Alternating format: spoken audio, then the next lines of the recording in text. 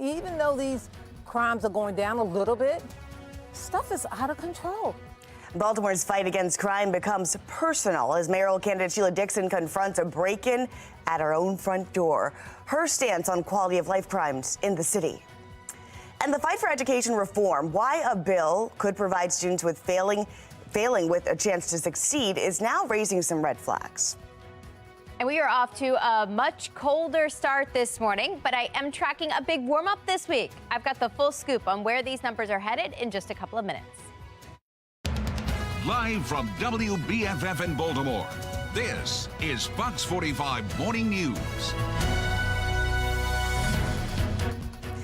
Good morning to you. Looking live over Towson this morning. You can see that fall foliage hanging around, but look, we're getting closer to spring. Thanks for being with us this Sunday, February 25th. I'm Taylor Stewart. Let's get right to your forecast with meteorologist Amy Aronson. I said closer to spring, but I woke up this morning with frost on my car. Yeah, we are still in the midst of winter, at least this morning. Temperatures are down a solid 20 degrees from this time yesterday. So that's a huge drop. If you're wondering where does that put us this morning, it's a little frosty out there. We are starting off well below freezing. Temperatures are in the teens and low 20s to get things started. So Roseville at only 17 degrees, Woodlawn at 22. This is the reason you want to bundle up for whatever you're doing on this Sunday morning. Maybe you're walking the pup. Maybe you're just enjoying a cup of hot coffee on the couch. That sounds nice. Perfect morning for it, with temperatures slowly rising through the 30s. By the end of the morning, we are in the mid-30s with a nice mix of clouds and sun. But the good news is a taste of spring is on the way this week. So coming up in 10 minutes, I do have an updated look at our temperatures for the week ahead. Also an updated look at our rain chances too. Taylor? All right, we'll be looking out for that. This morning in a city in crisis, a break-in at mayoral candidate Sheila Dixon's home brings the quality of life crime debate to her front door. She says while violent crime should still be a top priority for the city, so-called low-level crimes like this, break-in and thefts, still need to be dealt with. I know that the police focus on, going after the violent offenders, and we got to do that, but there's a balance. Right. And we've got to be able to deal with these issues because this is why people leave. Now, as Mayor Brennan Scott continues to tout a reduction in violence, his opponents say residents are not only scared, but frustrated. Vincent Hill explains. Friday, during a crime walk in Merle Park. Goes back to the quality of life. This is a prime example. Mayoral candidate Sheila Dixon addressing quality of life crimes. Later that night, in reference to a male stealing a bike from his garage. One of those crimes, a burglary, walking its way to her house. My son called me on the phone and said somebody broke through the door of the garage. He saw them leaving with the bike. Dixon feeling the same pain as much of the city. When I come in the house or bring my car and park it in the garage, I don't want to have to feel nervous and have to look around. I shouldn't have to coming into my neighborhood, and no one should. People are experiencing this all over the city. According to BPD data, just down the street from Dixon's house, a stolen car. One of over 1,000 stolen so far this year. Keeping people alive and stopping people from dying should be the #1 focus. This week at City Hall, Mayor Brandon Scott blaming quality of life crimes like auto thefts on the criminal justice system. I'm not a judge, right? I don't determine how long someone stays in jail. We need our cars to be out front when we get ready to go to work in the morning. Not so fast, says retired Judge Wanda Hurd. The mayor is responsible for focusing and targeting on the quality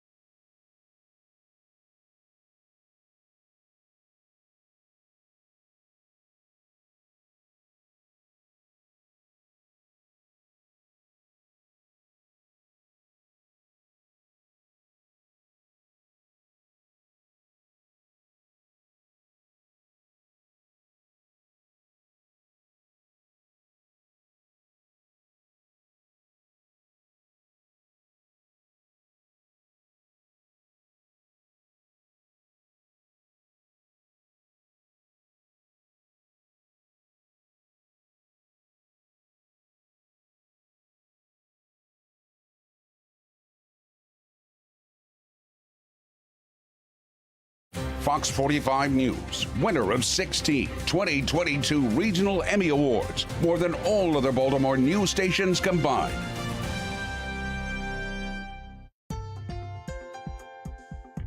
They're likely going to have to pay more property taxes than they would have anticipated. Maryland missing a major deadline, failing to send out thousands of property tax assessments. By law, the Maryland State Department of Assessments and Taxation is required to send out notices by January 30th. But because of an error, over 100,000 property owners never received theirs. Legislators in Annapolis are now working on a bill to try to fix the problem. On Fox 45 Morning News, we spoke with economist Anirban Basu about the local and statewide impacts this mistake could have. More people are going to challenge their assessments because they now see that the system is riddled with dysfunction. As I understand it, people still have to pay the property taxes owed even if their appeal is pending. But you might see a lot more people filing those appeals, and there are multiple ways to challenge, meaning there are multiple steps in the process. If you fail the first time to get your appeal satisfied, then you appeal to another body that every county and city has. And so this could take months, and it's going to be very aggravating for public policymakers because they're going to have to deal with all these people. Basu also says if you've ever wanted to appeal your property tax assessment, well, now's the time to do so. For more information and for our interview with him, you can go to our website, foxbaltimore.com. Well, we're talking about a cold start to your morning, but we're looking forward to a warm-up. Meteorologist Amy Aronson will let us know when temperatures will reach the 60s in her full forecast. Meantime, lawmakers uncover a flaw in school safety legislation. Fox 45's Project Baltimore team looking into how a 15-year-old admitted rapist slipped through the cracks. He was attending Patterson High School. The update just ahead. You're watching Fox 45 Morning News, all local, all morning.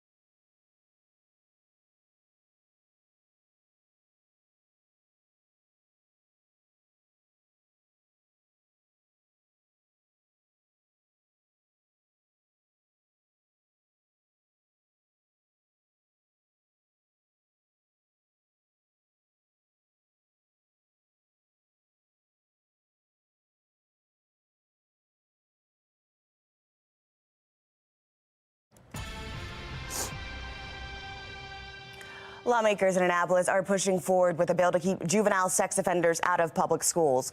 This follows a Project Baltimore investigation that found a 15-year-old rapist was attending Patterson High School. As Project Baltimore's Chris Papps explains, a similar law was passed 3 years ago, but it was missing a key detail that allowed this to happen. This emergency bill is needed to ensure the safety of Maryland students. Lawmakers in Annapolis back in 2020 took a stand and introduced legislation aimed at making public schools safer. The bill was the first of its kind in America. I think this bill is a good bill. So this bill would allow the school system to come up with an alternative way of educating someone once they're...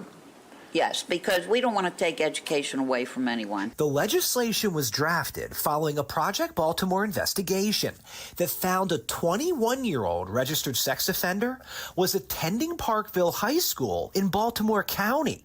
Back then, in 2020, state law banned registered sex offenders from being in public schools. However, a student convicted of a sex offense could get permission from school leaders to take classes, which is what happened at Parkville when this man, Santino Sudano, attended the school. Hi, looking for Principal Astorita? We just want to ask her why she allowed a 21-year-old convicted sex offender to take classes in this school. After Project Baltimore broke that story, lawmakers passed a law banning registered sex offenders from attending Maryland public schools, while setting up alternative means to educate them outside of the classroom. The law even included a penalty of up to 5 years in jail and a $5,000 fine if someone knowingly allows a registered sex offender on school property. The new law was celebrated. Senate Bill 515, Criminal Procedure, Registered Sex Offenders Enter into School Property. In May of 2021, then Governor Larry Hogan signed the bill. But 3 years later, we can see it had a flaw. The new law only applied to adult sex offenders, not juveniles, a concern that was noted at the time by the Inspector General for Education, who warned in this report, schools still cannot account for students who have been convicted as a juvenile sex offender. How is your daughter doing? She struggles. She is in therapy. And it took less than 3 years for that warning to become reality. I would have to say the state is protecting the rapist. Tonight, the mother of a rape victim has come forward with a terrifying warning for parents. Project Baltimore last month first reported that a 15-year-old rapist was attending Patterson High School in Baltimore City. As a juvenile who was not on the sex offender registry, parents and students were not told that a rapist was in the building. I think that what we're trying to figure out now is what steps we can take, what steps we should take that would allow for us to maybe get somewhere close to legislation that we passed in 2021. Now, lawmakers are rushing to pass new legislation, expanding on the law signed just 3 years ago. I think this is probably the single most important thing I can be a part of in Annapolis. Delegate Nino Mangione and Senator Johnny Sailing, both Republicans from Baltimore County, have introduced legislation which expands on the 2021 law by including juvenile sex offenders who would be prohibited from in-person attendance at a public school or a non-public school that receives state funding. And each school system shall provide alternative educational options. There's not much time left in this year's legislative session to pass the bill. Just 7 weeks. This has certainly got my attention. But prominent Democrats, such as Senate President Bill Ferguson, we passed legislation that basically said no. And Delegate Luke Klippinger have also said, following FOX45's reporting, that they would consider legislation to expand the 2021 law to also include juveniles. Looking in the long term for the juvenile, we want to make sure that they finish their education. We just need to make sure that we're protecting the safety of Marylanders first. As we mentioned, the 15-year-old was allowed to return to Patterson High School because he was not placed on the juvenile sex offender registry. We now have an update. According to sources close to the investigation, the teenager has now been placed on the juvenile sex offender registry, which in Maryland is not public and only available to law enforcement. Project Baltimore will stay on this story and keep you updated on any legislation coming out of Annapolis. I'm Chris Pabst, and this is Project Baltimore. Project Baltimore wants to hear from you. Do you have a story to share about your child's education or a concern you'd like our team to investigate? Call that tip line on your screen or send us an email to projectbaltimore@foxbaltimore.com. You can also find us on social media. All right, let's get on over to meteorologist Amy Aronson this morning as we are waking up pretty cold today, but you're talking about a warm up. Yeah, spring is on the way. Warmer temperatures are definitely on the way first, actually. So for today, our average high stands at 49 degrees. We bumped that average high up to 50 by the start of March, which is now under a week away. By April 1st, another 10 degrees. We're in the low 60s for average highs, and then by May 1st, much warmer with average highs in the low 70s. This morning, we are a far cry from that. It still feels like we are in the thick of winter. Temperatures are starting off in the 20s and 30s. Everybody at or below freezing this morning. So keep these numbers in mind if you are doing anything early on this Sunday. Make sure you bundle up. At least all is quiet on the weather map. I'm not tracking any weather makers for the end of the weekend. We've got to take a pretty big trip to the west to find out where that next weather maker is. You'll notice the start of it bringing some winter weather actually into parts of the northwest. But for us, it's not going to be a winter weather producer as it heads our direction. It will be a rain producer. So as we head through the rest of your weekend, not much of anything happening here on Future Scan. Same goes for Monday. Brief shower possible early Monday, but that's really all we're tracking in the next 24 hours. After that, clouds will return and then some showers will start to trickle in starting on Tuesday. That's the start of that next weather maker. I think most of the showers on Tuesday arrive during the afternoon and evening hours and then overnight. And then Wednesday's the day with the highest chance for rains. We start off kind of soggy Wednesday morning. We get this batch of showers rushing through with the actual cold front Wednesday afternoon, Wednesday evening. Latest update shows that should clear actually overnight Wednesday with just a couple of lingering showers early Thursday. So for today, we've got all sunshine, not a ton of warmth just yet. Temperatures will be a little better than they were yesterday in the mid and upper 40s this afternoon, and the sunshine will help too. But by Monday, you're going to want to spend some time outside, maybe enjoy lunch outside. We've got highs close to 60 on Monday. Tuesday, the rain holds off until later, so I think you'll still be able to squeeze in some fresh air time. Temperatures in the low 60s at that point. Wednesday, yeah, I know it's going to be the warmest day, but unfortunately, we do have scattered showers pretty much on and off throughout the day with highs in the mid 60s at that point. Now, if you're hoping, is this warm up going to last? Not exactly, but as we kick off March, not bad either. I did throw your rain chances in there, mainly late Tuesday into Wednesday, I think is when we're tracking the bulk of the rain. They do wrap up by early Thursday. After that, we're drier on Friday with highs close to 50, and then I am tracking a few showers for the first weekend of March with highs in the mid 50s next Saturday. Taylor? All right. One founder of a local nonprofit is shaping and changing young minds across Baltimore through his mentorship. In our next hour, how Stand is helping students achieve their academic dreams. And flying just got a lot pricier. Get ready for the sticker shock as major airlines announce increases to bag fees. You're watching Fox 45 Morning News, all local, all morning.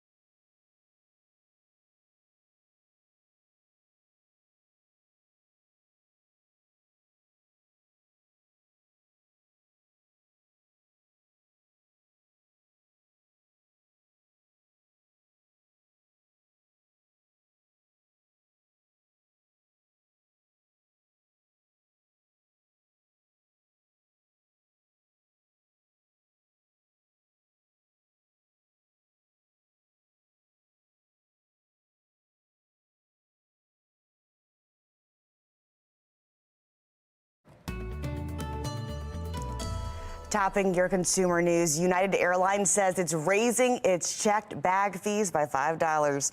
Now a first checked bag will go from $35 to $40.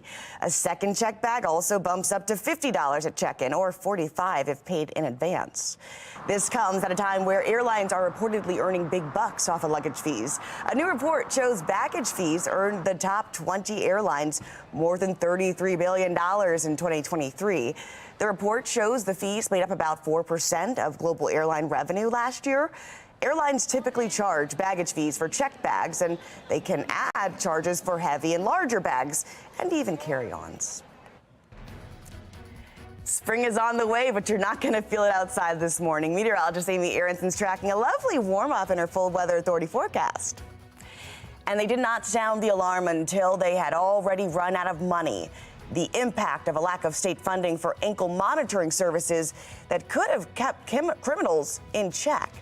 You are watching Fox 45 Morning News, all local, all morning.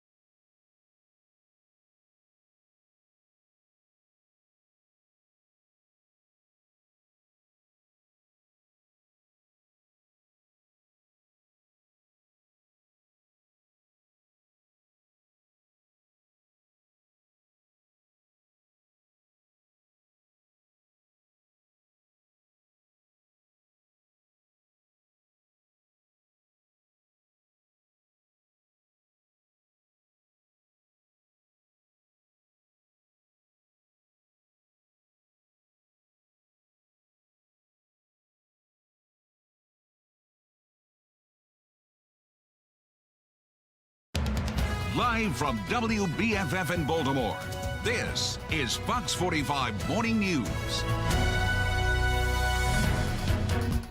Good morning to you. Looking live over our gorgeous Charm City as that sun shines down on us on this Sunday morning. You're in the right spot. Thanks for being with us here at Fox 45 Morning News. I'm Taylor Stewart. Let's talk about your forecast. Meteorologist Amy Aronson with some cold temperatures out there. Yeah, little cold this morning, but I promise it's not going to last. We are reaching rock bottom this morning in the teens and low 20s. Definitely feels like winter as you step out the door. You need the big puffy jacket for whatever Sunday errands you're running and knocking out early today.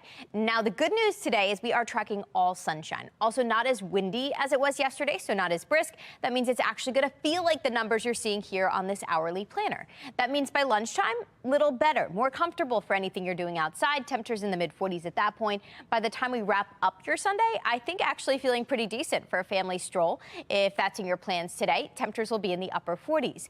But if you wanted to get a little warmer, just wait. Starting tomorrow, these numbers are going to jump quite a bit. Coming up in just about 10 minutes, I'll let you know exactly where these numbers are headed for this week, and I'll also explain when we are tracking our highest risk for rain. Taylor? All right. Developing now, state lawmakers are frustrated after the judiciary passed a program for private home monitoring for people awaiting trial across Maryland. Now, in 2021, lawmakers passed a bill that created the program for those who qualify, which are usually folks who've been approved for home monitoring by a judge but can't pay for it themselves. In December, the chief judge of the district court, John Morrissey, realized the judiciary had spent $4 out of $5 million allocated for the program. Now he says the program has invoices for more than the allotted money they truly have. The two largest companies providing home monitoring through the program say its future could be in jeopardy if they do not get more money. Well, lawmakers did press the judge about the issue during a budget hearing on Friday. The judge telling them the program was cut off last week, which came as a surprise to lawmakers. The question now is, where will the funding come from to keep people in the home monitoring program? We estimate about 650 individuals. We terminated the program on Friday, this past Friday, because we knew we were out of money. The concern is for those individuals that are currently in the pipeline right now on private home detention, in what it would take to get funding for that particular issue to keep those individuals still on private home detention. The judge estimates it will take about $2 million to fund the program. On Friday, Senate President Bill Ferguson said the state can't just write a blank check. It has to go through the budgetary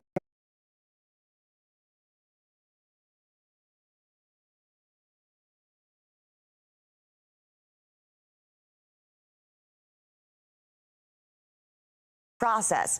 He says the judiciary should have told lawmakers about this issue way sooner.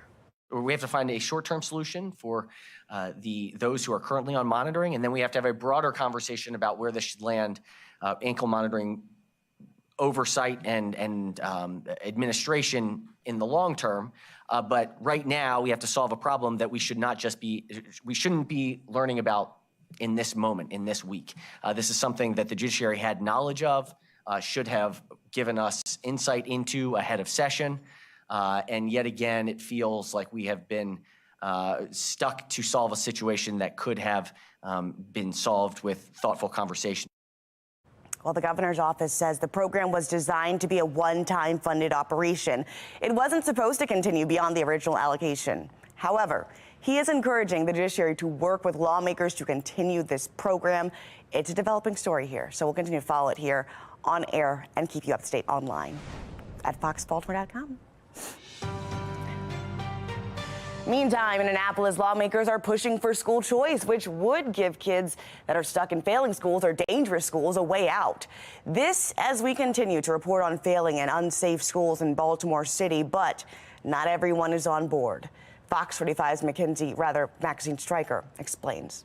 House Bill 1027. The Right to Learn Act aims to provide students in failing schools statewide a chance to succeed. If your child isn't learning and they're in public school, then what are your options? If your child is unsafe while in school, then what are parents to do? Delegate Mark Fisher of Calvert County says House Bill 1027 would give students attending a failing school the opportunity to attend an alternative school, whether it be private or parochial. The bill classifying a failing school as one that's been given 1 star for at least the prior 3 consecutive school years. As for violent or disruptive students, they'd be given the option to attend a military boarding school, and the school system could foot the bill. The governor credits this intervention with saving his life. Maryland's own Governor Wes Moore attended Valley Forge Military Academy. His mother enrolled him after she says he began to hang out with the wrong crowd. Fisher says there seems to be a systemic problem with school discipline and juvenile crime, pointing to 2 stories Fox 45 broke involving dangerous kids. Last year, an 11-year-old was picked up by police in connection with more than a dozen carjackings. Recently, a 15-year-old rapist was placed in Patterson High School in Baltimore.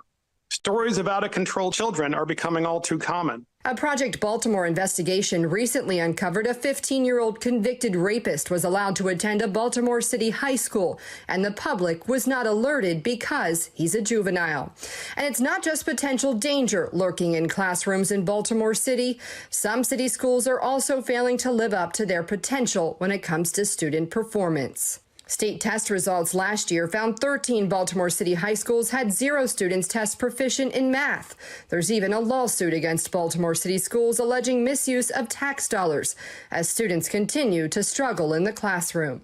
However, there is concern this bill could put kids in a bucket who could potentially have a disability. I do want to caution the committee with amendments that we do not participate in essentially targeting kids perceived as having a bad behavior. And Raya Gupta, a policy researcher with Strong Schools Maryland, is urging lawmakers to give schools more time to improve under the Kerwin plan. This bill, if passed, will use public dollars to cause harm on public schools. This bill labels schools as quote unquote failing schools in a manner that is not recommended or utilized by MSDE. On top of that, it retaliates against these struggling schools. It is important to note, though, that David Smith, the executive chairman of our parent company, Sinclair Broadcast Group, is financially connected to the ongoing lawsuit against Baltimore City Public Schools. In the meantime, though, FOX45 News is continuing to press Baltimore City Schools on one of their schools after its high school math teacher was arrested for rape. Here's what we know so far. Mustafa Pitts is being held in jail without bond. On Friday, Baltimore City Public Schools confirmed he was placed on administrative leave following his arrest. Pitts teaches at Reach Partnership here in Baltimore City. He's been employed by the school system for the past year and a half. According to court documents, the 46-year-old was arrested February 3rd after an adult called police to report a rape on a family member, a minor, earlier that day. The document states that the victim told investigators Pitts had been raping her for the past 5 years. We did question the district if the school was aware of any prior complaints involving Pitts and his students. We asked how many other complaints have been filed against Mr. Pitts and what, if any, disciplinary action was taken. And is the district working with police to ensure there are no other potential victims? As of this morning, we've not received a response back. Download your Fox 45 News app for up-to-the-minute traffic conditions, breaking news, weather, anytime. Just search WBFF in your app store. Former President Donald Trump now one step closer to clinching the GOP nomination. After the break, we're taking a closer look at his win. And as we head into the final few days of February, let's count down to spring. We've got meteorological spring coming up in 5 days, daylight saving time in only 14 days, spring equinox in 23 days, and the Orioles home opener in 32 days. I'll let you know how warm it's going to be for all these days in just a couple of minutes.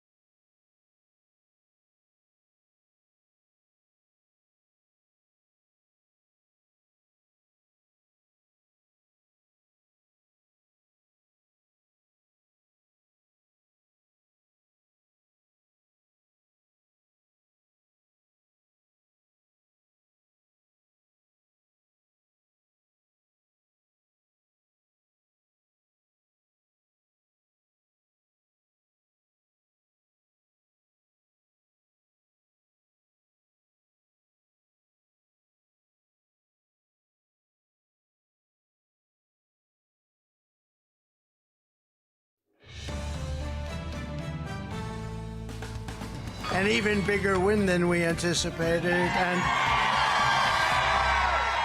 I was just informed that we got double the number of votes that has ever been received in the great state of South Carolina.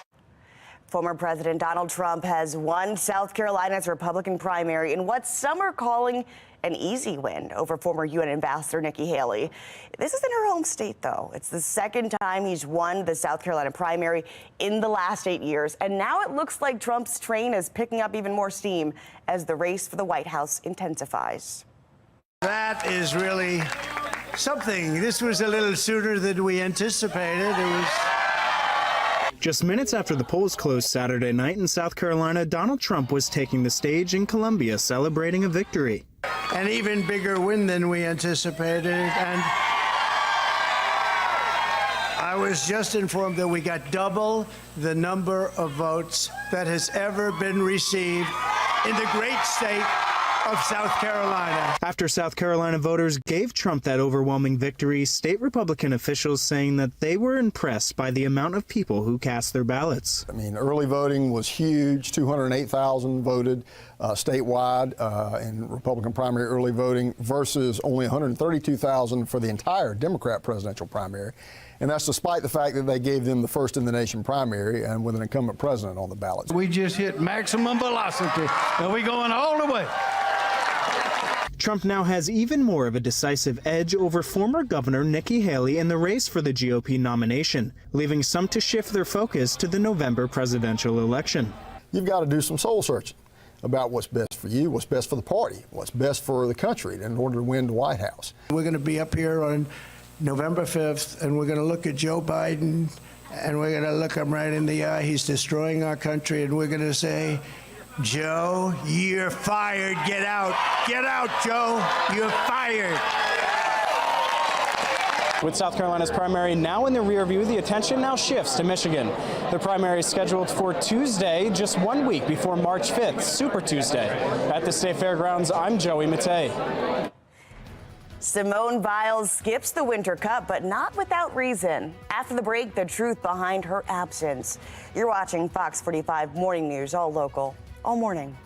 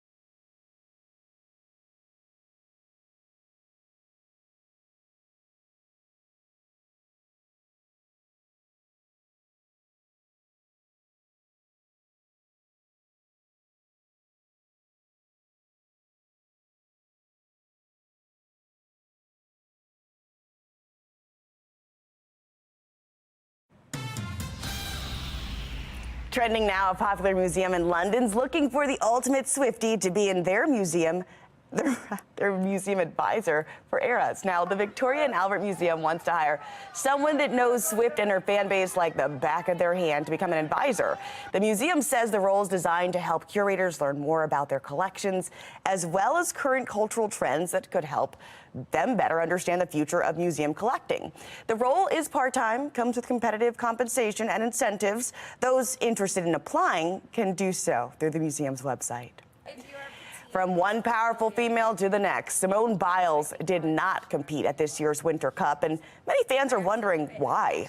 The Winter Cup opens competition in women's gymnastics for qualifying for the U.S. Championships, but Biles already has that qualification from being a member of last year's competing World Championship team. Biles will return to action to compete in the U.S. Classic later this spring. Whether they win or lose, all of this year's Oscar noms are walking away with some kind of prize thanks to this year's nominees' gift bags. The brand Distinctive Assets is making sure all of the nominees walk home with a winner bag and swag. That is, at least. Some of this year's nominees' gifts include an all-inclusive stay at Charlotte, Switzerland, as well as beauty pillowcases, premium gourmet popcorn, and a red light sleep therapy device. Fancy.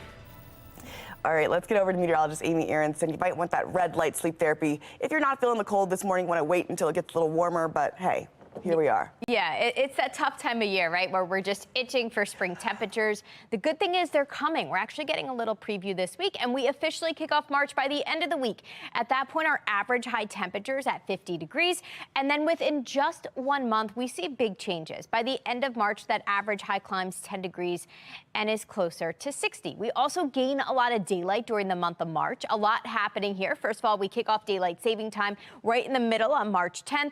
On the 1st, for example, our sunrise is at 6:38 in the morning. Sunset right before 6 o'clock gives us 11 hours and 21 minutes of daylight. Not bad. But by the end of the month, we've got sunrise happening just before 7 a.m. and sunset at 7:30 p.m. So that's kind of nice.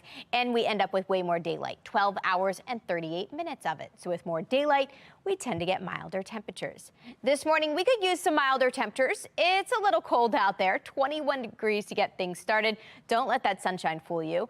That sunshine's going to help us out, though. I am tracking an early week warm up, and then it's going to turn kind of soggy. So we're also tracking some spring-like showers, at least for midweek. And then we are looking forward to a pretty mild and seasonable start to a brand new month by the end of the week. Now let's talk about the timeline of the rain. It's not arriving today. Today, nothing but sunshine. Crystal clear here on the future scan. We get a brief shower passing through tomorrow morning, but I think Monday is mostly dry too, and then turning mostly cloudy.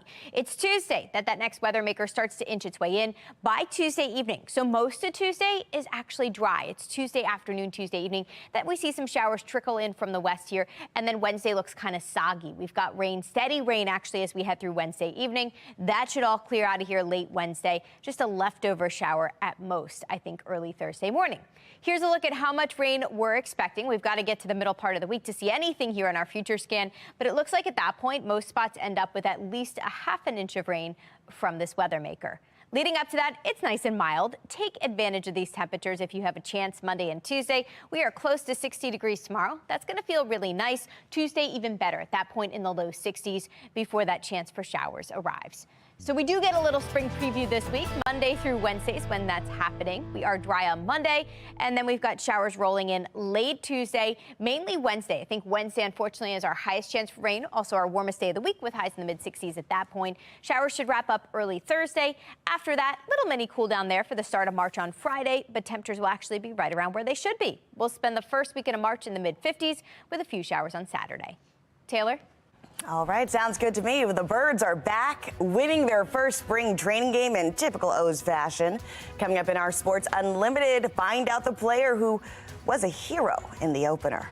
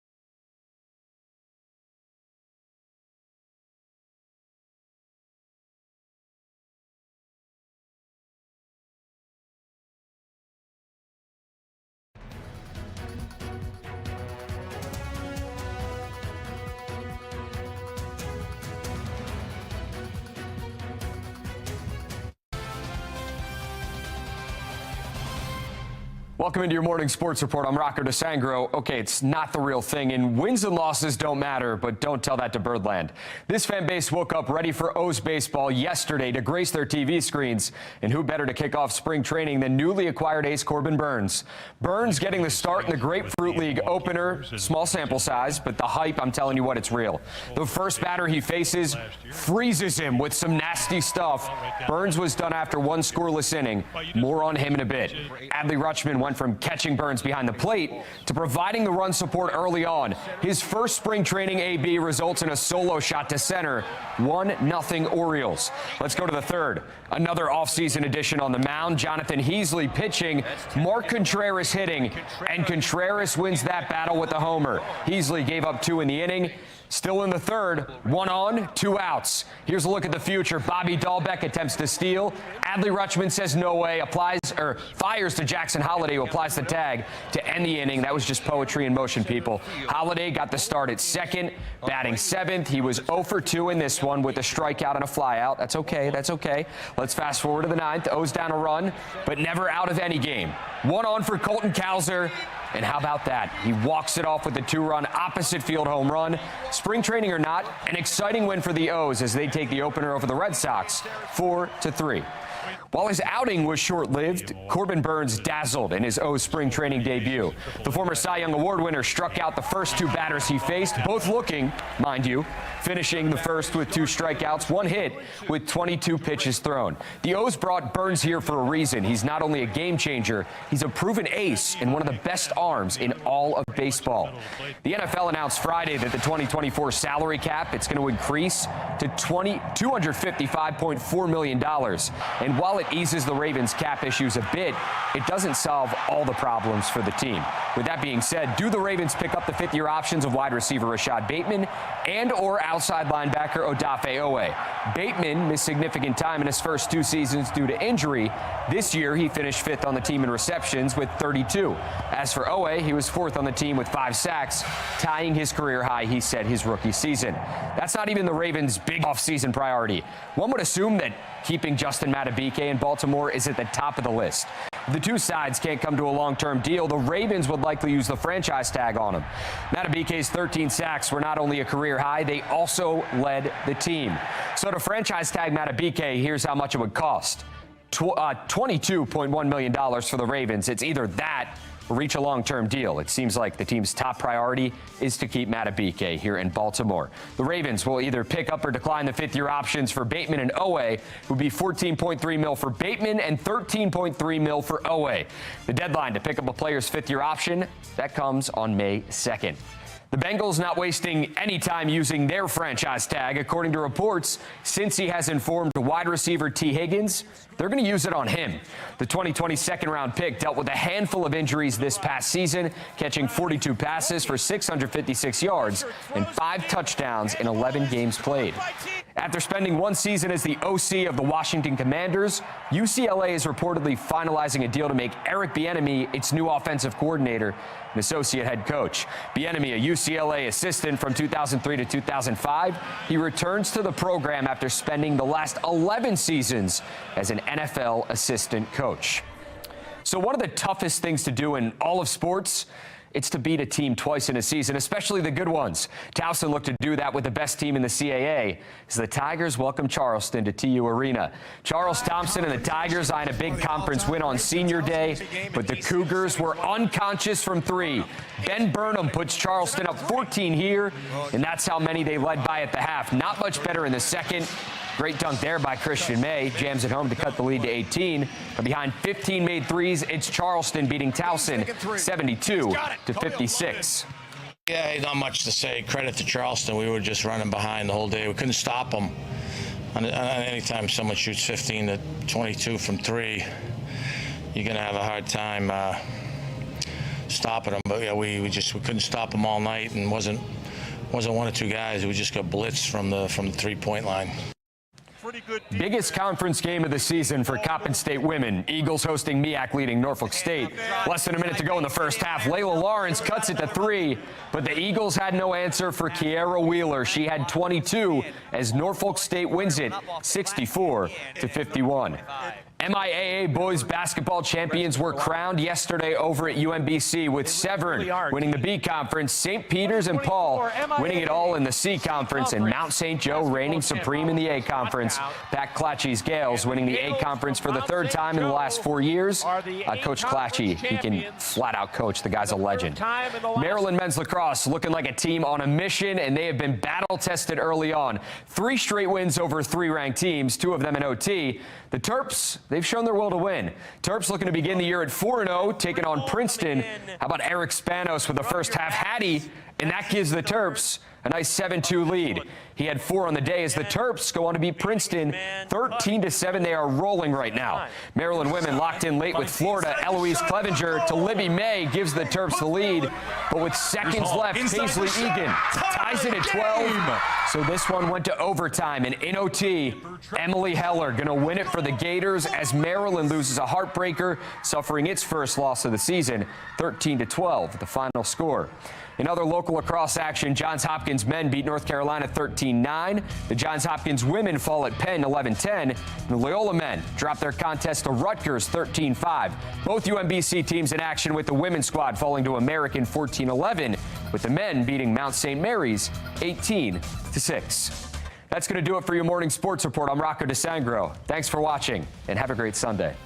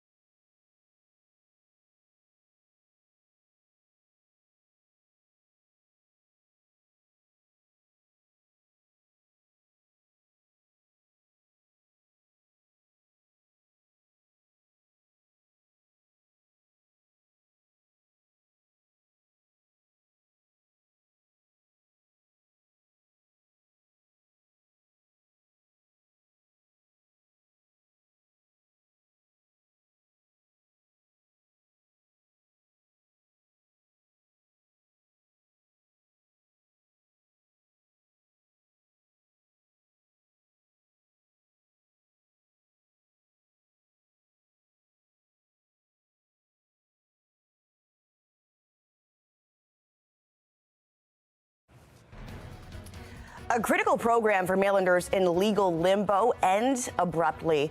The reason behind the sudden shutdown and the mounting pressure on lawmakers to find a solution. Meantime, the fight for education reform as a bill could provide students in failing schools with a chance to succeed. It's still raising red flags, though. We'll tell you why just ahead. And we are off to a much colder start this morning. Temperatures are down about 20 degrees from this time yesterday, but I am tracking a big warm up. I'll let you know exactly when that gets underway in a couple of minutes.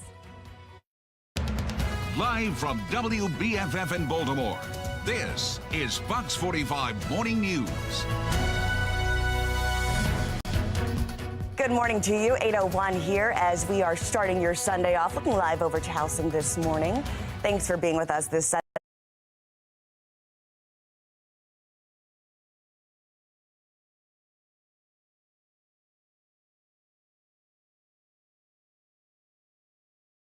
February 25th. I'm Taylor Stewart. Let's get to your forecast. Meteorologist Amy Aronson. It is a chilly start to the morning for sure. Definitely cold out there this morning. Feels like the final weekend of February. We are down from yesterday, so temperatures are running about 15 to 20 degrees colder than 24 hours ago, and that puts us all well below freezing. Mid-20s to start in a lot of locations right now. Cockeysville at 24, Baltimore waking up to 29, Rosedale only at 19 degrees this morning. So pretty cold stuff as you enjoy maybe that first, second cup of coffee at this point. Make it a hot coffee today. It's chilly out there. Temperatures will be improving, though, with each passing hour. So you'll notice by 10, 11 a.m., we're already in the mid and upper 30s. And this afternoon should actually feel a little better. But the real warm stuff, that's holding off for the start of a brand new work week. I'll let you know exactly how warm it's going to get this week and when we have a chance for some showers, too, in just about 10 minutes. Taylor? Thanks, Amy. Developing now, state lawmakers are frustrated after the judiciary passed a program for private home monitoring for people awaiting trial across Maryland.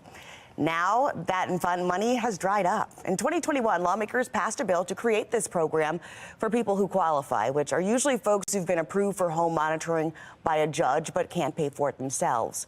In December, the chief judge of district court, John Morrissey, realized the judiciary had spent $4 of the $5 million allocated for the program. Now he says the program has invoices for more money than they actually have. The two largest companies providing home monitoring through the program say its future could be in jeopardy if they don't get the funding. Now, lawmakers pressed Judge Morrissey about the issue during a budget hearing on Friday. The judge told them the program was cut off last week, which came as a surprise to lawmakers. The question now is, where will the funding come from to keep people in the program? We estimate about 650 individuals. We terminated the program on Friday, this past Friday, because we knew we were out of money. The concern is for those individuals that are currently in the pipeline right now on private home detention. In what it would take to get funding for that particular issue to keep those individuals still on private home detention. The judge estimates it will take about $2 million to fund the program. On Friday, Senate President Bill Ferguson said the state can't just write a blank check. It has to go through the budgetary process. He says the judiciary should have told lawmakers about this problem way sooner. We have to find a short-term solution for those who are currently on monitoring, and then we have to have a broader conversation about where this should land, ankle monitoring oversight and administration in the long term. But right now, we have to solve a problem that we shouldn't be learning about in this moment, in this week. This is something that the judiciary had knowledge of, should have given us insight into ahead of session. And yet again, it feels like we have been stuck to solve a situation that could have been solved with thoughtful conversation. The governor's office says the program was designed to be a one-time funded operation. It wasn't supposed to continue beyond the original allocation. However, he's encouraging the judiciary to work with lawmakers to continue the program. This is a developing story, though. Stick with Fox 45 News as we continue to follow the money and keep you up to date here on air and online. In Annapolis, lawmakers are pushing for school choice, which would give kids in struggling or failing schools a way out. This as we continue to report on failing and unsafe schools in Baltimore City particularly, but not everyone is on board with the plan. Fox 45's Maxine Stryker explains. House Bill 1027. The Right to Learn Act aims to provide students in failing schools statewide a chance to succeed. If your child isn't learning and they're in public school, then what are your options? If your child is unsafe while in school, then what are parents to do? Delegate Mark Fisher of Calvert County says House Bill 1027 would give students attending a failing school the opportunity to attend an alternative school, whether it be private or parochial. The bill classifying a failing school as one that's been given 1 star for at least the prior 3 consecutive school years. As for violent or disruptive students, they'd be given the option to attend a military boarding school, and the school system could foot the bill. The governor credits this intervention with saving his life. Maryland's own Governor Wes Moore attended Valley Forge Military Academy. His mother enrolled him after she says he began to hang out with the wrong crowd. Fisher says there seems to be a systemic problem with school discipline and juvenile crime, pointing to 2 stories FOX45 broke involving dangerous kids. Last year, an 11-year-old was picked up by police in connection with more than a dozen carjackings. Recently, a 15-year-old rapist was placed in Patterson High School in Baltimore. Stories of out-of-control children are becoming all too common. A Project Baltimore investigation recently uncovered a 15-year-old convicted rapist was allowed to attend a Baltimore City high school, and the public was not alerted because he's a juvenile.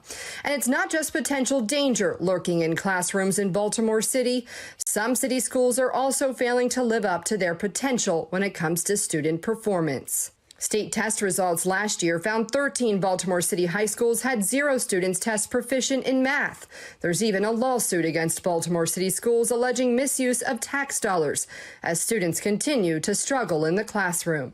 However, there is concern this bill could put kids in a bucket who could potentially have a disability. I do want to caution the committee with amendments that we do not participate in essentially targeting kids perceived as having a bad behavior. And Raya Gupta, a policy researcher with Strong Schools Maryland, is urging lawmakers to give schools more time to improve under the Kerwin plan. This bill, if passed, will use public dollars to cause harm on public schools. This bill labels schools as quote unquote failing schools in a manner that is not recommended or utilized by MSDE. On top of that, it retaliates against these struggling schools.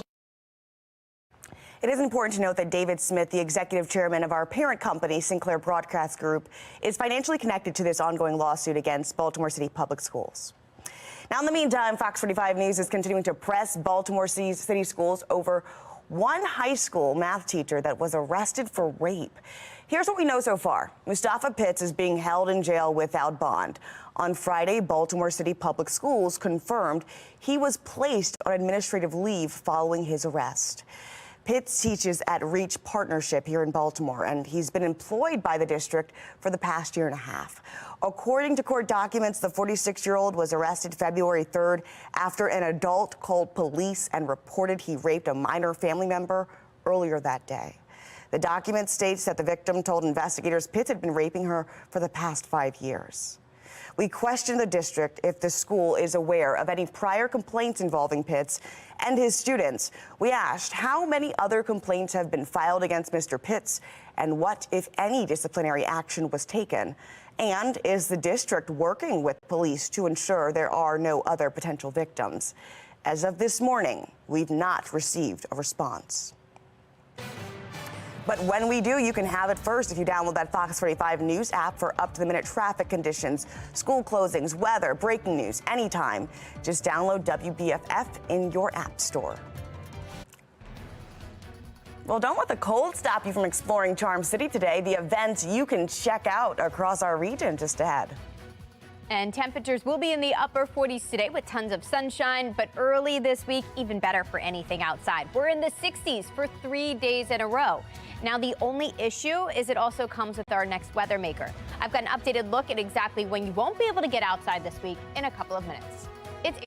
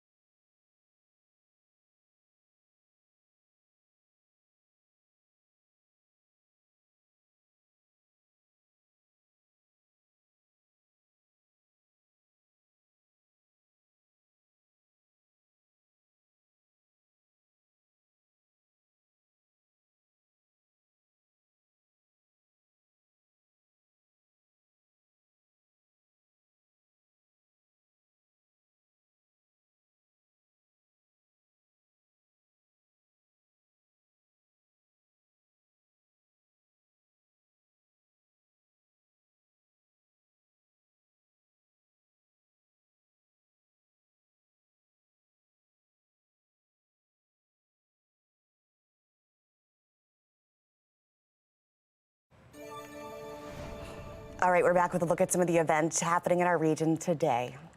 At 10 o'clock this morning, in the wake of the Supreme Court's decision to reopen the Tulsa race massacre case, Viola Ford Fletcher, a 109-year-old woman who survived that massacre, will visit Baltimore for her Don't Let Them Bury My Story book tour. That is happening at the Empowerment Temple. Then at 1 o'clock this afternoon, Kennedy Krieger will host youth athletes from the East Coast to compete in a wheelchair basketball team tournament. That happens at the Leap School at Kennedy Krieger. And then at 2 p.m., the Towson women's basketball team will host the University of Delaware. This afternoon marks the 90th edition of the long-standing rivalry. Over 100,000 property owners in Maryland forced to hand over more tax dollars following an error by the Department of Assessments. What lawmakers in Annapolis are doing to try to fix the problem. Investigators say a convicted rapist deported from the U.S. is back and on the run. I'm Alexa Ashwell. Tonight on Maryland's Most Wanted, the latest crime investigators say this man has committed and why federal agents believe he's now here in Maryland.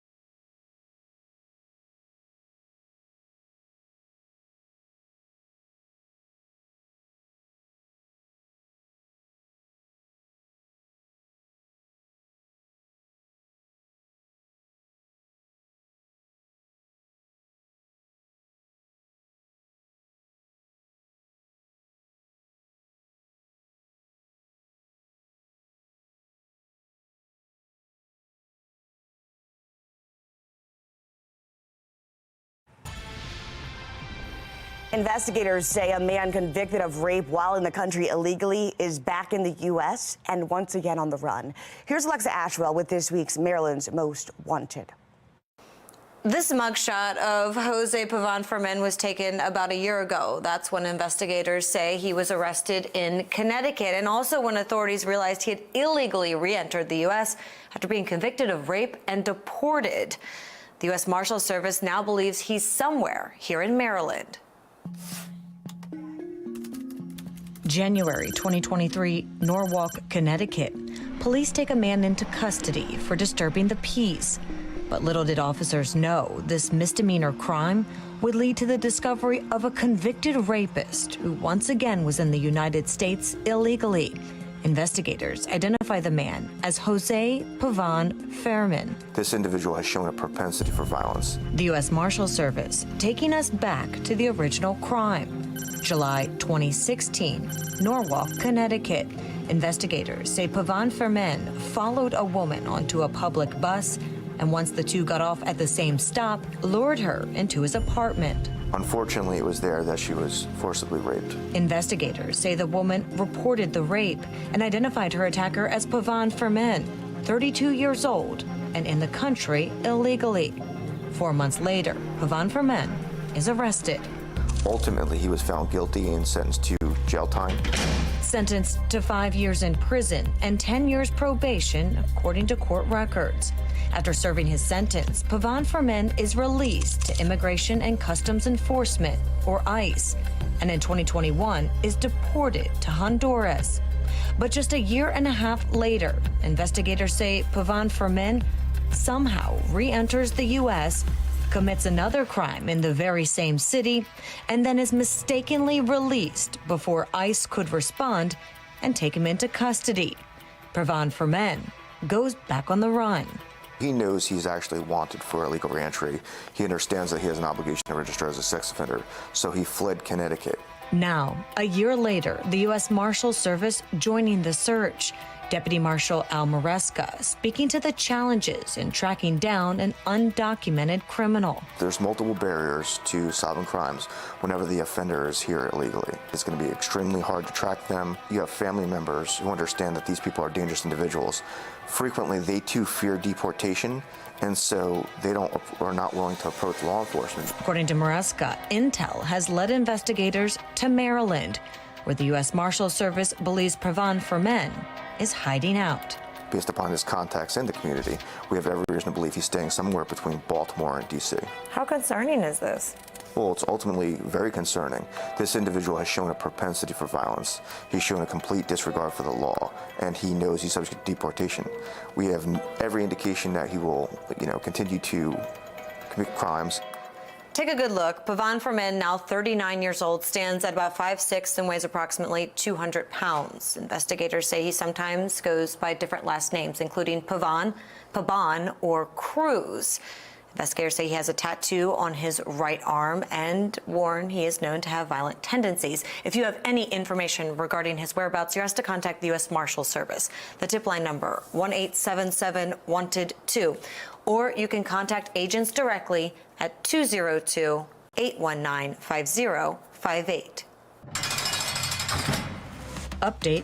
Just 1 week after appearing on Maryland's Most Wanted, a convicted bank robber accused of escaping from a reentry center here in Baltimore has been captured.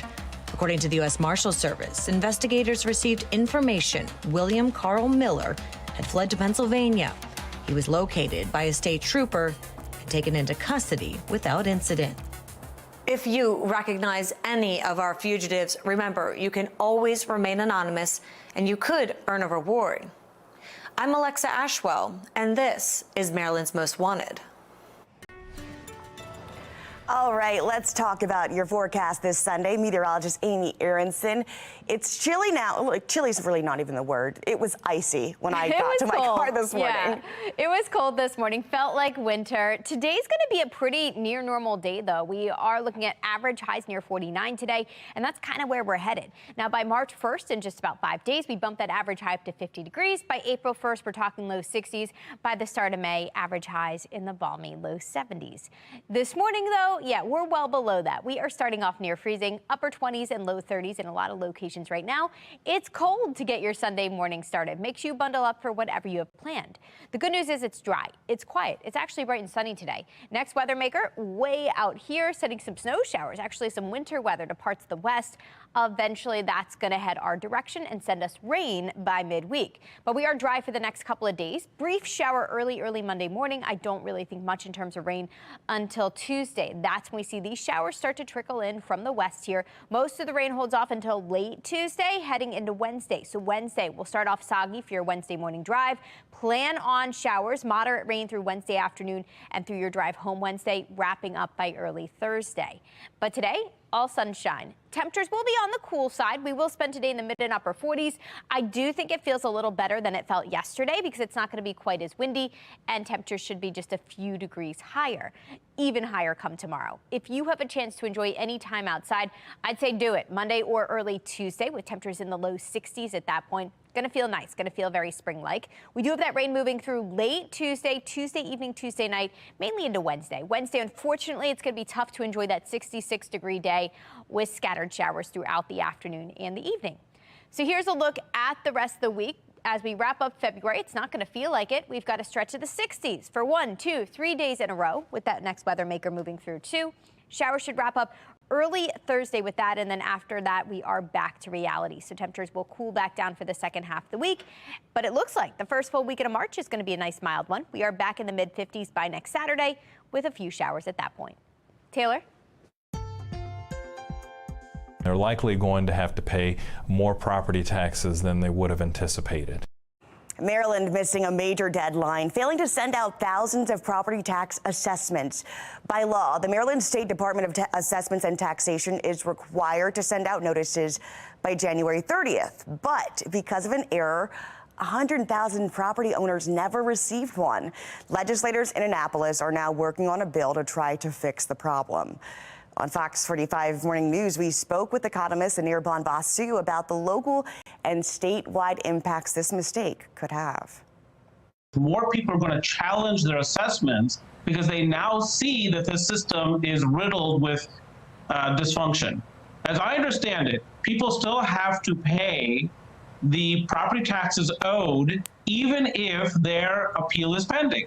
But you might see a lot more people filing those appeals, and there are multiple ways to challenge, meaning there are multiple steps in the process. If you fail the first time to get your appeal satisfied, then you appeal to another body that every county and city has. And so this could take months, and it's going to be very aggravating for public policymakers because they're going to have to deal with all these people. Basu also says if you've ever wanted to appeal your property tax assessment, now's the time to do so. For more information on our interview with him, our website will have it all for you, foxbaltimore.com. Prepare for some turbulence in your budget. The major airlines that are soaring bag fees to new heights.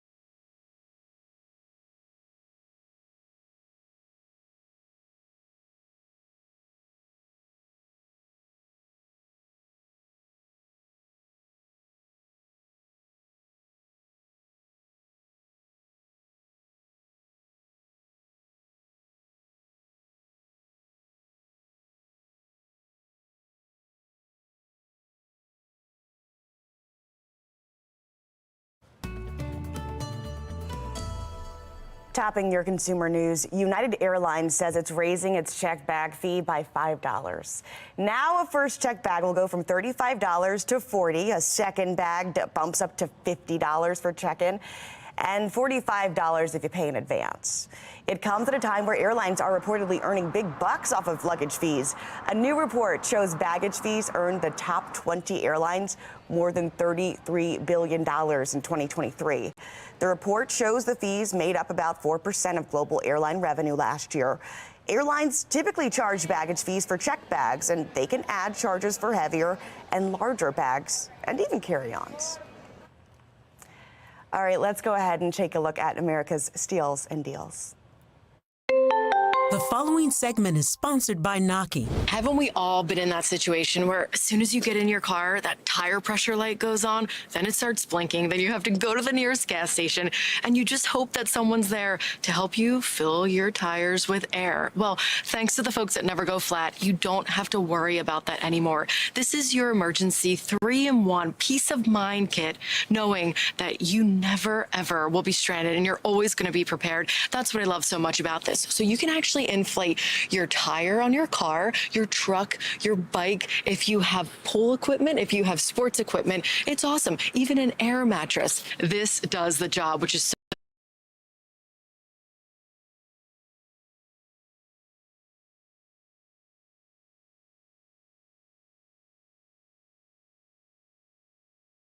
right. It also has an emergency floodlight, flashlight, blinking light. On the back here, it actually has a USB port. So it's just great that you are always ready no matter what happens. I was very insecure when it came to this kind of stuff, but now I don't have to be. So if you're ever stranded on the side of the road, this is your assurance for you that, again, you are good to go. Every year, there are 33,000 tire-related accidents. So this is your peace of mind.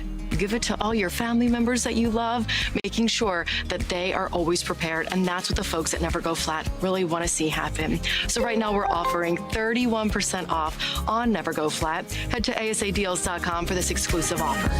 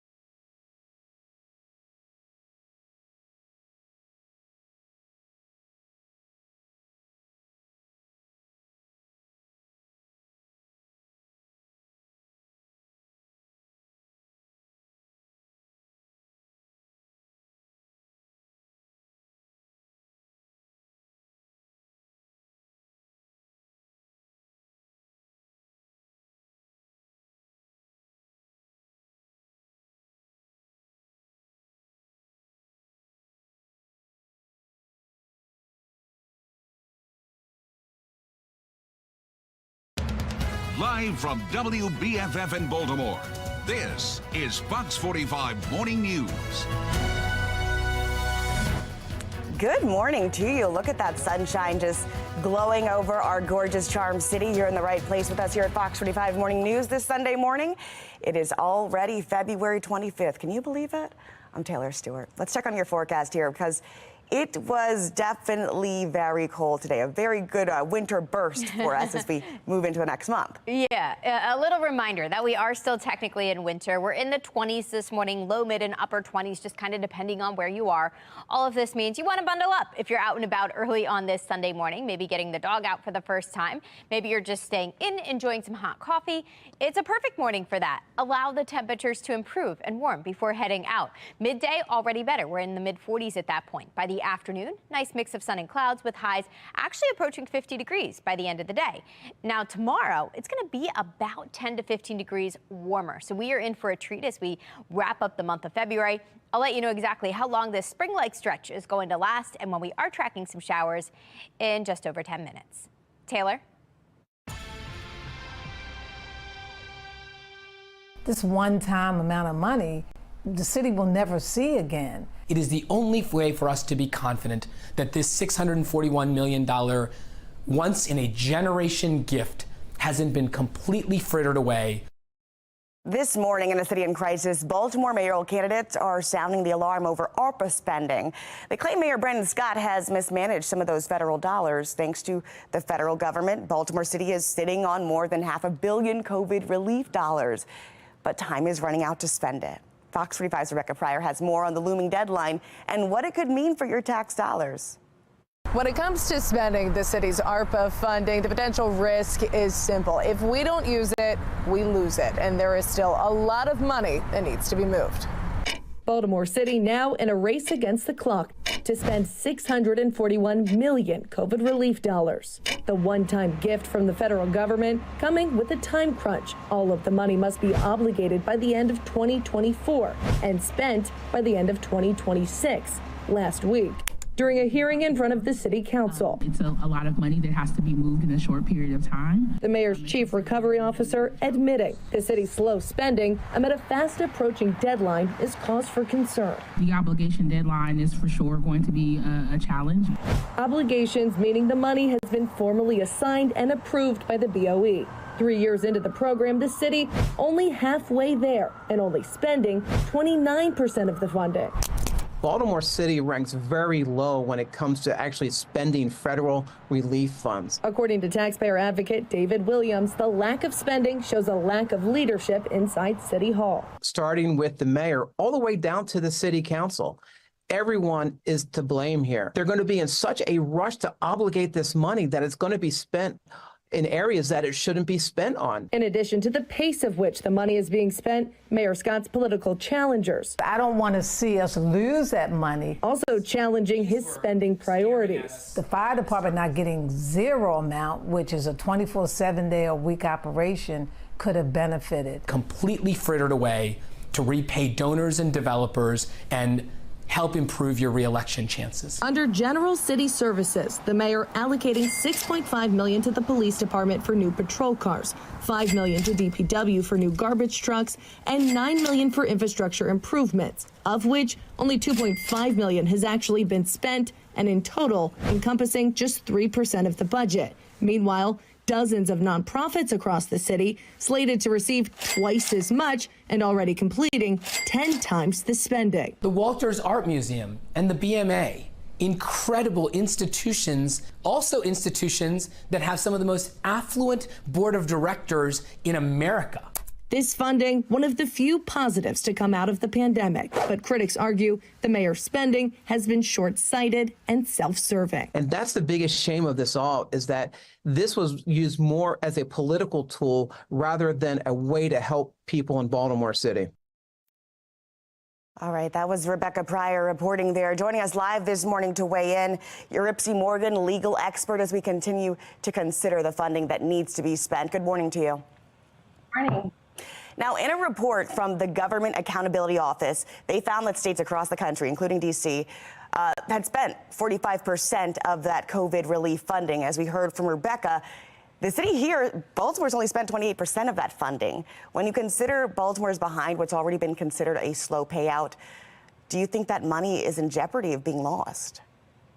Listen, I think that's a great question, and I think, yes, I think there's a clear jeopardy, there's a clear concern about how quickly the mayor can effectively spend this money.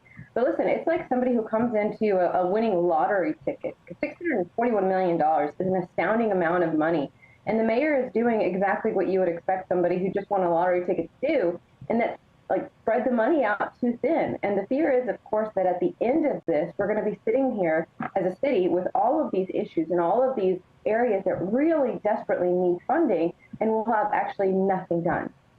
Well, as mentioned by mayoral candidates Vignarajah and Dixon, several nonprofits they say should receive equal money or as much funding as those that are going to the fire department or police department. Does it raise eyebrows for you that many nonprofits are receiving maybe double the amount that some of the struggling departments in our city are receiving? Absolutely. And listen, this goes to the very heart of why you're seeing in the polls the mayor doing so poorly as an incumbent, because people are recognizing that you are the leader. You are supposed to be setting the tone. It's your job to manage these funds appropriately. But instead, if you ask people, what's different from 2 years ago? Do you feel like the city has come into $641 million? And the answer is that no. because it's been spread so thin over so many groups that it's not going to have the necessary impact. Well, to play devil's advocate here, would giving an influx of one-time ARPA funds to some of the city agencies that are struggling, would that leave them in a lurch in years to come once the funding dries up? No, because this is where you have to have not only clear spending, but you have to have long-term spending. It's not about making continuous obligations, but it's about filling in those gaps, those massive gaps where you can fill them in, where it's a one-time influx of money, for example, on capital improvements, as opposed to things that are going to be continuous spending obligations, which is exactly what the mayor has done. And unfortunately, not only are we in jeopardy of losing that money, but we're in jeopardy of not using that money the way that it could best help the residents of Baltimore. All right, we are inching closer to that deadline. By the end of this year, they have to obligate all that money, spend it by 2026. We'll continue to follow these dollars. Thanks for joining us here, Europe C. Morgan, legal expert. Thank you. This isn't the first time we've heard the city is spending its ARPA dollars slowly. At a city council hearing back in September on the topic, it was revealed that Baltimore had spent 18% of the money. That means in the past 5 months, the city has spent just 11% of the $641 million from ARPA. At that September hearing, the director of the office that oversees ARPA spending gave a list of reasons as to why the agency has been slow to spend the funds. That there is no spending because of some challenges around environmental review, that development was delayed due to a combination of financing challenges. In addition, we know that construction costs are continuing to escalate. That brings us to our question of the day. Do you think Baltimore's leaders have mismanaged ARPA funds? So far, 98% of those who have voted say yes, and you can make your voice heard at foxbaltimore.com/vote. With warmer days just months away, why don't you head to one of the best beaches in the U.S.? After the break, how Ocean City stacks up. And spring is right around the corner. Here's a look at some of our spring countdowns. We kick off meteorological spring in only 5 days on March 1st. Daylight saving time will follow in only 14 days. Spring equinox coming up in 23 days. Orioles home opener, that's exciting, 32 days. And then Easter will follow in 35 days. I'll let you know how long our taste of spring will last this week and when we're tracking some spring showers too in a couple of minutes. It's 8:38. You're watching Fox 45 Morning News.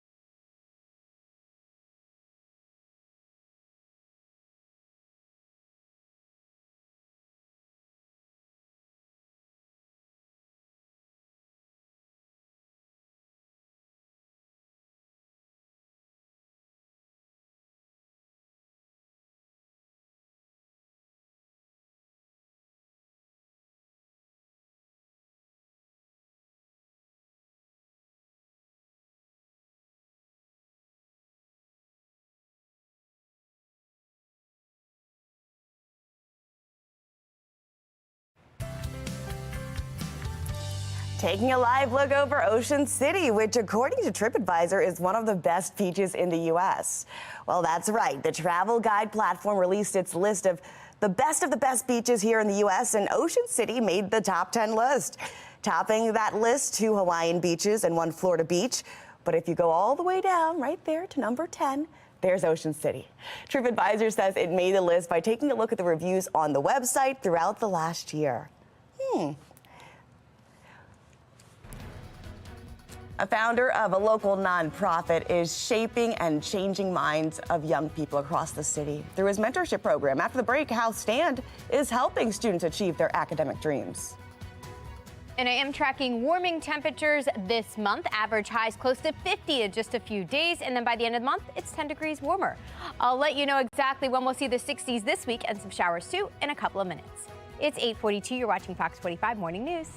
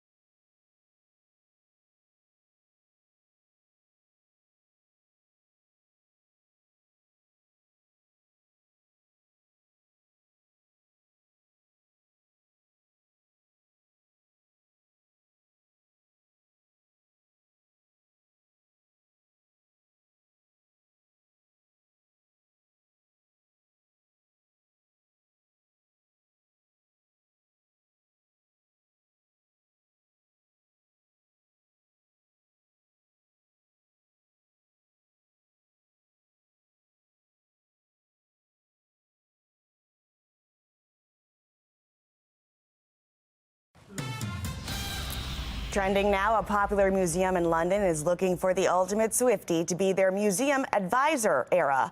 The Victoria and Albert Museum wants to hire someone that knows Swift and her fan base like the back of their hand. They're looking for that advisor, as the museum says the role is designed to help curators learn more about collections as well as current cultural trends that could help them better understand the future of museum collecting. The role is part-time. It comes with competitive compensation and incentives. Those interested in applying can do so through the museum's website. Speaking of Swift, her music is helping students at the University of Delaware learn data analytics, and the university recently introduced a Taylor Swift-themed data course called Data Enchanted, transforming numbers into knowledge. Each workshop uses a Swift song as its basis and theme, such as I Knew You Were Trouble, transforming and cleaning data for analysis. The course's professor says she thought tying in Swift would make learning economics more fun, and her students seem to agree. It's not something just like raw, like data. It's like, oh, it's her streaming data or something like that. So it's a lot more approachable if you're new to things. And get this, students even made friendship bracelets on their first day of class as a fun icebreaker. Oh, what a class. Well, from one powerful woman to the next, Simone Biles did not compete at this year's Winter Cup, and many fans are wondering why. The Winter Cup opens competition in women's gymnastics for qualifying for the U.S. Championship, but Biles already has that qualification from being last year's competing World Championship team. Biles will return to action to compete in the U.S. Classic later this spring. And whether they win or lose all of this year's Oscars nominations, they are walking away with some sort of prize thanks to this year's nominee gift bag. The brand Distinctive Assets is making sure all nominees go home a winner this year with a swag bag. Some of the year's nominees' gifts include an all-inclusive stay at Chalet in Switzerland, as well as beauty pillowcases, premium gourmet popcorn, and red light sleep therapy devices. A gift bag that sends you to Switzerland for a vacation. I'd say everyone's winning there. But if you're in for some chilly temperatures in the morning, a warm up later in the week, I think you're winning here. Let's get up right on over to meteorologist Amy Aronson for a look at our forecast. Yeah, and we are tracking a warm up this week, Taylor. Temperatures will be improving as we near the start of March, which is coming up in only 5 days. So at that point, average highs at 50 degrees. By the end of the month, that's a 10-degree jump. Our average highs up to 60 at that point. Something else happening during the month of March, we're gaining daylight. So for example, at the start of the month, we end up with sunrise around 6:40 in the morning, sunset just before 6 o'clock. We've got 11 hours and 21 minutes of daylight at that point. Now, daylight saving time kicks off in the middle of the month, right around March 10th. And then after that, by the end of the month, we've got sunrise around 7 a.m. and then sunset nice and late after 7:30 p.m. That gives us 12 hours and 38 minutes of daylight. So as we increase our amount of daylight during the month of March, warming temperatures will be the result. We could sure use some warmer temperatures this morning. It's sunny, but it's cold. 29 degrees to get things started. Upper 40s where we're headed today. We are tracking a little warm up for the first part of the week before the rain returns. That's coming midweek, but at least we are looking at a mild start to March too. Let's talk about the timing of the rain. Today, crystal clear, all sunshine for your Sunday plans. Monday starts off with a brief shower, but I think we're mostly dry. Clouds roll in Monday evening into Tuesday. Tuesday starts off dry too, with some showers arriving late Tuesday afternoon, mainly Tuesday evening, Tuesday night. Wednesday morning, yeah, it's soggy. This is the showers. Showers increasing coverage for your Wednesday morning drive. Pretty much rain on and off all day Wednesday, especially Wednesday evening, Wednesday night with the passage of that weather maker of that cold front. We dry out pretty quickly. I think a few showers will linger Thursday, but then after that, we are dry again for the start of March on Friday. Here's a preview of how much rain we're expecting from this next system. It's not a ton. It looks like most places end up with at least a half an inch of rain by early Thursday morning from that next weather maker. But before that gets here, this is what we're enjoying. We're close to 60 degrees on Monday. That's going to feel really nice. Tuesday, even better. Before the rain arrives, I think we'll have another shot at reaching the low 60s. So you've got 2 days to enjoy the warmth before the rain gets here. If you are planning ahead on some outside time this week, I'd say Monday gets the green light. Go for it. Tuesday, do it earlier over later. Wednesday, it's going to be tough to enjoy that 66-degree day because we do have scattered showers pretty much all day long. Showers wrap up by early Thursday. Brief little dip in our temperatures there, but by the start of March, we are warming back up into the 50s. The first weekend of March, not off to a bad start. A few showers on Saturday with highs in the mild mid-50s. Taylor?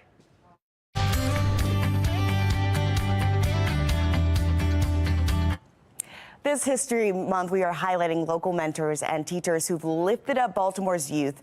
These champions of courage inspire their communities and pass on the teachings of Dr. Reverend Martin Luther King Jr. to a younger generation. Tagana Duncan, the founder of STAND, or Stepping Towards a New Destiny, supports and enlightens students from all over Baltimore with his dedicated and intimate mentorship program. Patrice Sanders has the story. Absolutely a mentor, absolutely a father figure. He's just very much committed. He has a heart of gold. He'll do anything for you. Tagana Duncan, or Coach Duncan, as the kids call him, realized there was a need for youth mentorship in Baltimore after facing difficulties in his own life. I remember being in school, growing up in a single-parent household and having a lot of struggles. Duncan felt that kids needed someone to teach and shepherd them. He believes that they need exposure to college and finances at a young age to help them prepare for adulthood. So what we are doing is we are saying you don't have to figure out life by yourself. Let us tell you what are some of the experiences and things that you're going to encounter in life, some of those decisions. So just don't discredit college. Don't discredit going to trade school. Let us give you that experience of all of these things, and then you can help make up your mind.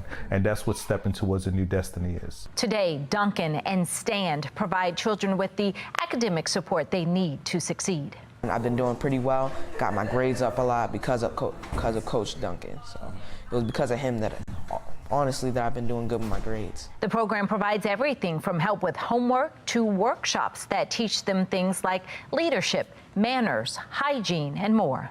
I just think it's pretty cool how they, get the boys together. I mean, they just took them to the Ravens practices. They've been camping. Duncan believes these activities not only teach the kids, but help them grow into better men. It's given them the exposure and the experience of what is possible for them. The more positive experiences that we give to the kids, the less likely they're wanting to indulge themselves in negative activities. And for the kids, Coach Duncan is more than just a mentor. He's kind of like the person I come to sometimes when I need advice, and he's just that person I can depend on. He has a great impact on this whole program, not just me, I feel like everyone. But in the end, Duncan doesn't need praise or an award. All he wants is to see his kids grow and develop into promising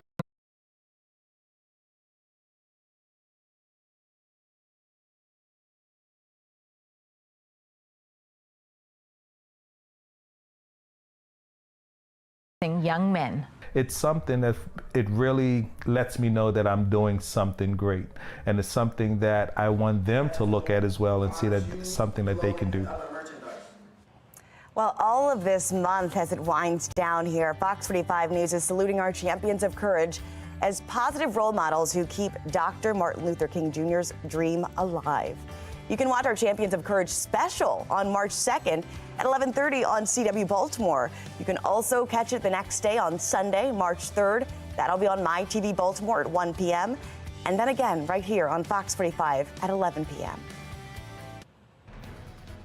Stay with Fox 45 Morning News after the break. Meteorologist Amy Aronson has her exclusive 7-day as we send you off into your week.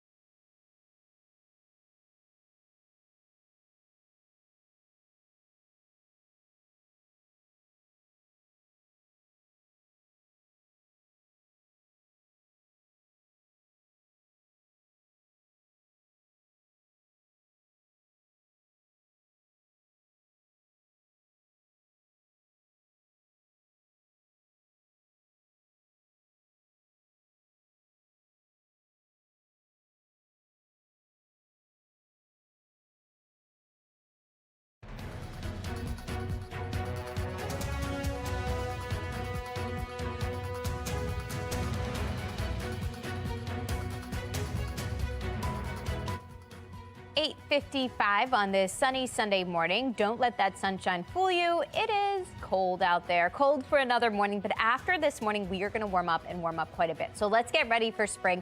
Meteorological spring in only 5 days. That's on March 1st. Daylight saving time, I can't believe that's only 14 days away. Seems kind of soon. Spring equinox will follow in 23 days. Orioles home opener, I think that's what I'm most excited for, in 32 days. And then Easter following with only 35 days to go. So lots of fun things coming up in the next couple of months. It's going to feel like spring this week, so a little appetizer. We've got low 60s Monday, Tuesday through Wednesday. If you're trying to plan, when should I take a walk? When should I enjoy it? I'd say Monday or Tuesday. By Wednesday, it looks like it's going to be tough to enjoy that 66-degree day with showers pretty much all day long. Showers wrap up early Thursday. Little cool down will follow for the start of March by the end of the week. But not bad start to the first weekend of March. A few showers on Saturday with highs in the mid-50s at that point. So I think we're turning a corner here, Taylor. What are you most excited for in the spring? I would have to say just the equinox, just because that just means we are literally in the thick of the spring season. It's getting warmer. No more snow. No more snow. Look, you get all 4 seasons here, but I'm excited for it. Thanks for joining us here this morning. We're back here at 10:30. We'll talk to you soon. Enjoy the rest of your Sunday morning.